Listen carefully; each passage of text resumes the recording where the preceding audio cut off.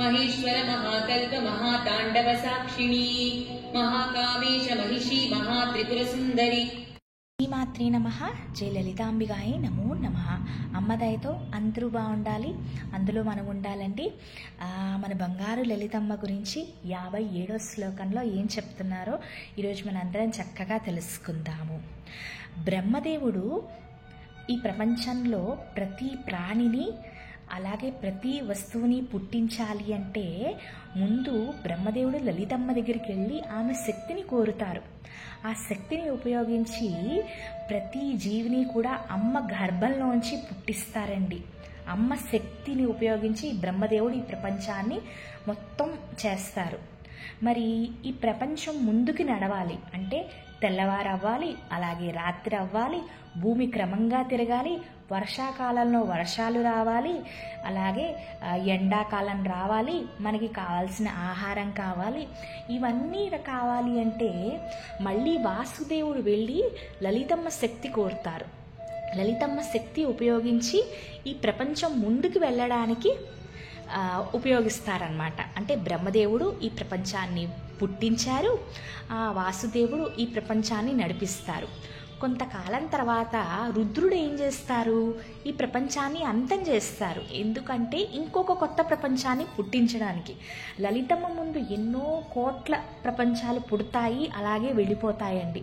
రుద్రుడు అమ్మవారి శక్తిని ఉపయోగించి ఈ జీవరాశులందరినీ కూడా మొత్తం అంతం చేసేసి ఇప్పుడు ఈ ప్రపంచంలో ఉన్న ప్రతి ప్రాణిని అమ్మలోకి ఐక్యం చెయ్యాలి కదండి. అందుకని శివుడు నాట్యం శివతాండవం చేస్తారనమాట. ఈ శివతాండవం చేస్తున్నప్పుడు సాక్షులు ఎవరు? అన్ని జీవరాశులు మరి చనిపోతారు కదా.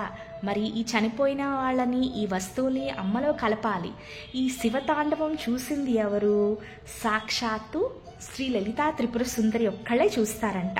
అందుకనే మహేశ్వర మహాకల్ప మహాతాండవ సాక్షిని అంటే ఆ శివయ్య శివతాండవం చేస్తున్నప్పుడు ఒకే ఒక సాక్షి ఎవరు? సాక్షాత్తు శ్రీ జగన్మాత లలితా త్రిపుర సుందరి అని దీని అర్థం.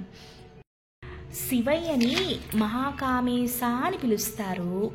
ఈ మహాకామేశ్వరుడికి ఒక అందమైన పట్టపు యువరాణి ఉంది. ఎవరు? లలితమ్మ. అందుకనే అమ్మని మహాకామేశ మహిషి అని పిలుస్తారు. ఇక్కడ మహిషి అంటే యువరాణి, శివయ్య తాలూకా యువరాణి అని అర్థం.